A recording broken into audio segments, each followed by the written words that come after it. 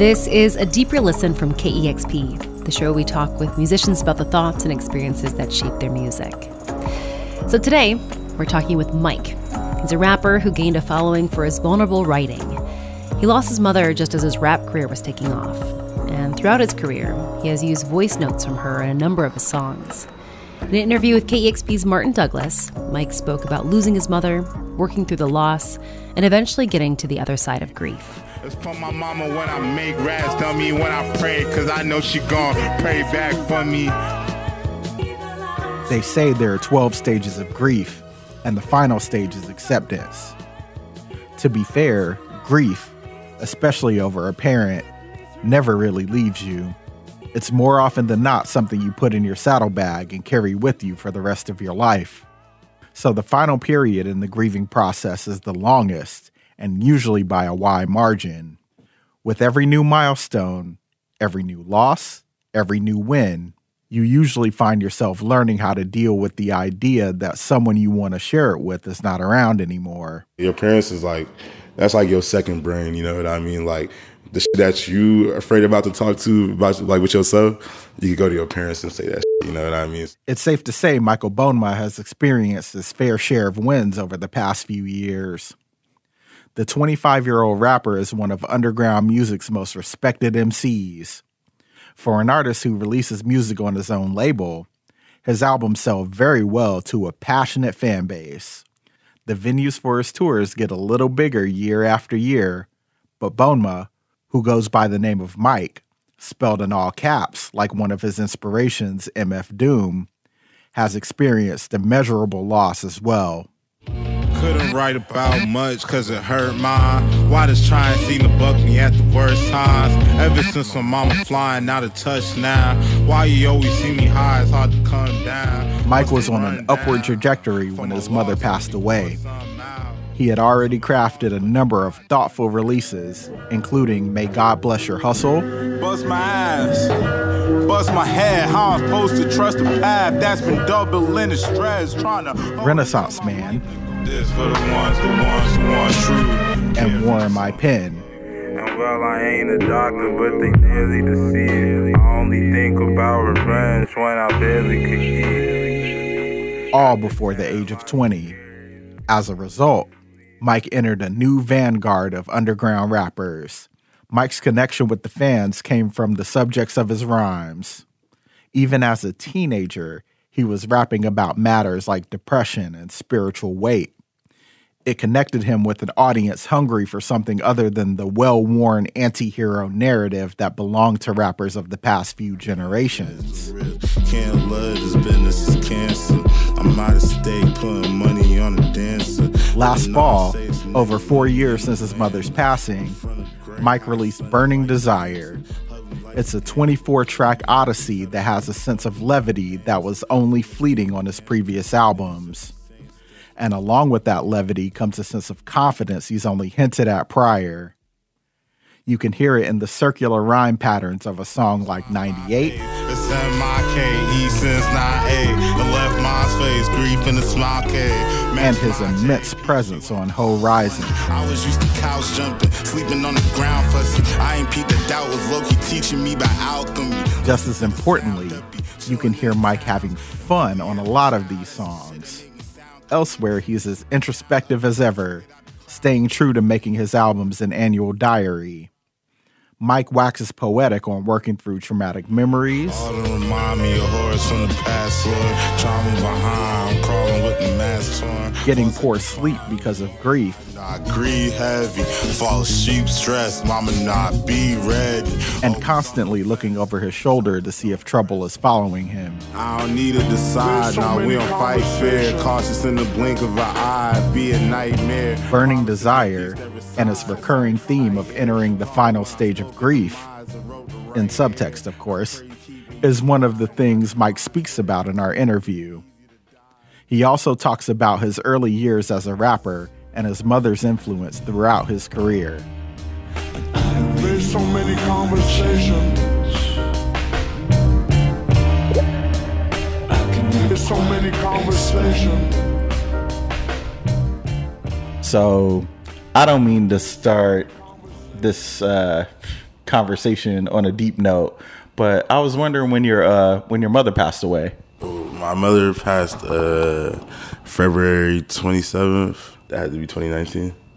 Tears of Joy. I was working on, I had just dropped War in My Pen. I was working on that while I was like taking care of her. And then after she passed, I dropped Tears of Joy. Up. That's around the time, like, I'd been listening to you for a while, but I feel as though that War in My Pen, Tears of Joy era was when I was really starting to get into you. And in that period before your mom passed away and you were writing rhymes, like you were writing about things like depression and mistrust of people. This depression been damaging trust. I'll be worried about my feast before I scatter for bucks. Sort of how relationships get tangled up in whatever ways. Throw a penny in it, made a wish to get a cup and throw some Henny in it. Breaking bridges with some buddies who ain't claimed a vision. So when you started writing about grief, did your core audience accept that from you, or were they skeptical of it? I think the core audience was pretty accepting, because I feel like I've always tried to like talk about like what I was going through. So like, I think as much as it was a shock for me, it was a shock for a lot of people as well, because I think a lot of people who was into my music could probably tell the relationship that I had with my mom, or like maybe what was going on in my life at the moment between me and my mom. So like a lot of my music prior to her death was longing for like her presence and stuff, and like wanting to be with her. And then finally in 2017, after like 7-8 years, I got to be with her. And like, even that period of time, that's when I was working on like Renaissance Man and like Black Soap and Resistance Man. I was done taking time for granted, beloved, your love shine over this planet. This is like 3 years of like the beginning of my musical career or whatever, that like I finally, like everything that I wrote about, everything that I wanted kind of like came to life. I was able to see my mom, like spend time with her and shit. And then when I had got word that she was sick, I didn't really talk about it publicly until like she passed, just because my mom is like super like private person, I say, and like a lot of Nigerian families are like that too, and they believe that like the more people know, like the more real it is, you know. So like she just wanted to keep it super low key, and so like when it did become public, I think it was kind of like heart wrenching for like anybody that like kind of was like a part of my life, just because they knew like a lot of the journey was like guided towards like trying to rekindle that relationship. So I think people were pretty open. Watch my brother's back, the enemy ain't cutting stabbing. It took another slash looking for my mother's casket. For it to come to that, vision when the comfort lacking. I got my mother's laugh, grinning through a bunch of badges. As a student of your work, I kind of noticed like the 12 stages of grief happening in your music between Tears of Joy. I used to ask you why you crying, used to say you did it. And I would say around Burning Desire. Yeah. Cause like Beware of the Monkey, it was like, it seemed like there was a horizon in sight for you as far as your grieving. Still standing through debris with the scar cape disease, how I'm handling the grief in this large brain, trying to find somewhere to bleed in the shark tank. And then Burning Desire felt like the 12th stage of grief, acceptance. And I was wondering, like, was that something you noticed after the fact when listening back to your stuff, or, you know, going over stuff to play live? I never necessarily noticed, like, even for me, like, how I think about time and shit, or like how fast like time has been moving and shit. Like, a lot of shit was happening in my personal life at the same time where like my music was going up as well at the same time. So like my range of time is just so like, because it's like 2017, like I dropped Me God Bless Your Hustle, my shit goes up a little bit. Time wait for no man, you hit the cover. Find place to open you in the struggles. Ending of the year, like after like 6-7 years of like trying to like finally see my mom, I like get to see her, And then there's like 2018 where I was going through hell with the label, but then also at the same time like trying to like enjoy this time with my mom that I have with her and shit. And then ended in 2018, complete like just like crazy turnaround, and it's like, yeah. So like it's for me, it's always like I always have an analogy for that shit. It's like you just go under. It's like you go underwater, you start swimming, and you keep swimming, and then like when you stick your head out, it's like you don't realize how far you like swam. You know what I mean? So like it just looks kind of unfamiliar, and for me, bro, like it felt like every time I dipped my head down to swim and I picked my head back up, I was just in like some completely like different shit where like it became a little bit scary. But I think around the time of like, even around the time of like disco is when I started coming to terms with like not being afraid like of like what is happening. Sometimes I thought to take the losses as a gift, 'cause only death will show you how to live, right? Not being afraid of success, but also it's just like, what is success supposed to be? And like, yeah, you have dealt with some crazy losses, and like they don't just go away. They like stick with you and they grow with you, and they like almost build the type of person that like you become to be and shit. And like I had to be a lot more graceful and a lot more willing to understand, so I could like be more clear in like what I want to express, and like be more clear in who I want to be. Hazy deficits in the wind, them lessons did a bit. Confessions that I skip, daily pressure to exist. I got clever with them wins. I'll say your parents is like, that's like your second brain, you know what I mean? Like the that you afraid about to talk to about like with yourself, you can go to your parents and say that shit, you know what I mean? So like when my mom had like left, it was like, all right, like now there's just another batch of like independence that I have to learn now. That's like, I'm not gonna feel that same comfort that I feel all the time. That like, I know like if nobody would judge me, like I know my mom not gonna judge me, or like I know my pop's not gonna judge me. And like, bruh, like I had to low key like start to build those things for myself, so like I could be comfortable in this world. Like when I am alone, and like certain things I would take is like before I get on stage every night, I pray to my mom, because I'm like, I know if there's one person who, like I said, would never judge me, and I know who's also praying for me, because my mom is just the most prayerful person. I know, like, all right, if I pray to her, I know her ass is up there praying for me, like, at all times. I soak you in the blood of Jesus. I soak myself in the blood of Jesus. I soak your sisters in the blood of Jesus. I soak your dad in the blood of Jesus. I soak Christine in the blood of Jesus. That's how I'm able to, like, give myself that little bit of, like, all right, I'm grounded and I'm okay. Like, I'm not actually here alone, as much as it may feel as I am alone. So like, feeling this shit was still intense, but I was letting go a lot and letting go. And then I feel like by the time it got to Burning Desire, it was just like, now like, yeah, like I pray to my mom all the time. I know that like, even in the Burning Desire shit, I never switched the subject. Like when it comes to like talk about my mom, it's like, I feel like I just understand my purpose a little bit more. You are such a golden child, my golden child, my blessed boy. You shall be blessed forever, ever. I shall not die. Tell me about including your mom's presence in the form of her voice messages on your music. Like, how did that come about? What was the creative purpose that you were trying to convey with those?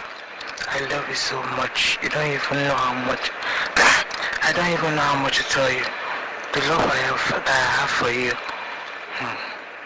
Like African households, or like a lot of African households, even when you first move in, the first thing that they do is like Christian, like the house, like pour holy oil all over the crib, pray over the whole crib, make sure everything is straight. And then like when you leave, and you low-key do the same thing. And the same shit with like eating, or like everything starts with a prayer, you know what I mean? Like low-key ends with a prayer as well. I had realized like my mom being a prayerful person, I'm just like, yo, like there's certain things that she's given to me that are like gifts that I believe, like whether she knows it or not, but like was like, yo, like giving this to me knowing that like this would be something that would change my life. Like, May God Bless Your Hustle is like something that like you could go on my Instagram and like go back and like, bro, my mom is the first person I've ever seen say that shit, and she would just comment that shit on my like IG posts, like, and I used to be hella embarrassed about that shit because I'm like, mommy, like, please, bro, stop commenting on my shit. But like she would always comment that shit, May God Bless Your Hustle, May God Bless Your Hustle. And like I remember I was gonna call the original name for May God Bless Your Hustle was By the Water, and when it was still called By the Water, I just didn't really know exactly what the project was supposed to be. And then once I finally figured out, like, oh, like, May God Bless Your Hustle is like what the name's about to be, then just started clicking, like songs started coming, artwork, everything. There's a section of me missing that I best find. There's a difference from the Bronx and Upper West Side. Y'all too busy dragging struggles, can't confess mine. And I think she even slept on like how big of like a factor she was like to my music and shit. But like that last year when I was taking care of her, I would basically like, there's a period where she was at the hospital, and so I would come visit her at the hospital, and then I would go back to her crib. Then if I was like, I could only really go to like London to see my homies like after like 11 p.m. and then I would just go late as stay till like 8, 9 a.m. and then get an Uber back to like Kent so I could go check on my mom at the hospital or whether she was back at the crib. So all the time, like, my mom would just be sending me voice notes, like, and I didn't have no internet out there and shit, so she couldn't really call me, so it was just voice notes and shit. She'd be sending me voice notes like, yo, like, you better not come late today, like, da-da-da-da, or it'd be like, it would be that, and then she would pray for me, like, the whole second part of the voice, like, the voice note, and, like, bro, I literally have, like, millions of those shits, like, on WhatsApp. Hello, my love. Hello. Michael. It's always good for me too, like, I feel like sometimes it could be a heart-wrenching experience, like, kind of hearing her voice and, like, going back through those things, but it also just, like, reminds me of, like, how much she loved me and, like, the care she had towards me. It's always something that I feel like it's good just to bring me back to earth, like, besides all, like, the trying to make a good album or, like, trying to do whatever the fuck or like be on any list or whatever the fuck. I feel like that shit like reminds me of like why I'm like doing this and like what my own personal journey with like music, finding shit out for myself and like even what I'm supposed to be for my family and shit, like, cause I don't think not much people in my family have like been able to take a creative route, inspire people, help people go through their losses and go through these things. So like, I don't know, like doing that part of the process, and it's usually towards the end. And like once I pretty much feel like I have the album done, then I just go through the voicemails and like listen to old shit and like laugh, cry sometimes, and then like, all right, now we like put the prayer over the project and like send it through. You know what I mean?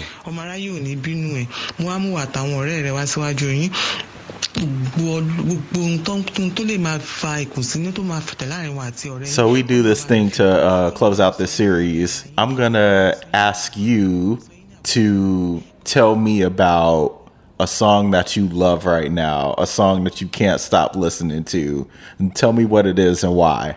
Look, one song I've been listening to, OD, this song called 9 by Dean Blunt and Panda Bear.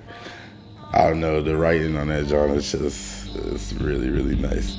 With and without you, and all the moments past, it like makes me like, makes me feel like I'm on like my indie shit for real. Are all the gears all broken? Are all the gears all broken? Super Bowl by 454 and Niante. You following trends on being myself. I play with the bands, I feel like you have. It's right as terrain, you know that it's French. We step out in pants, but ain't touch your cap. When I be closing my eyes and hearing the beginning of that song, and it dead ass feel like I'm about to perform at the Super Bowl. That shit be having me feel like, yeah, I'm ready to go to war about this shit, no cat. Burn my time, no stamp. Put someone weird and I call me a cramp. Right, turning up brand new language. Fuck what he's saying, like sock like a lamp. You following trends, I'm being myself. I play with the bands, I feel like he has. It's right as rain, you know that it's French. We step out in pants, but ain't touch a crap. I fuck with these jackets, but I bought a belt. We do the mathematics to see what they slip. That was Mike speaking with KEXP's Martin Douglas. Spinning fast, I get back quicker. In the club, only splurging on the black stripper. Keep the fan feeling happy, that's a hat tipper. Big Daddy keep catching on the bag zipper. With the bag lifter, I'm Cali, I'm classy, I'm a bad lipper. Big tag ripper, little fat, need a Rick pants bigger. Made bands, but I need to see the game richer. And that was A Deeper Listen. So KEXP, the station that puts out A Deeper Listen, we are in the middle of our fall fund drive. So KEXP, we are based in Seattle. We also broadcast in the San Francisco Bay Area. We are a publicly funded radio station, which means the majority of our funding comes from listeners. It is a beautiful funding model. Those that love it, that listen, give back, and it allows us to be independent and free. It is such a beautiful way of doing business, and I really hope that if you love what you hear on A Deeper Listen, that you will give during this fall fund drive. It just takes 2 minutes of your time. Go to kexp.org/deeper. And if you give $10 a month or more, we got some thank you gifts for you that you can check out when you go to kexp.org/deeper. And thanks for taking A Deeper Listen.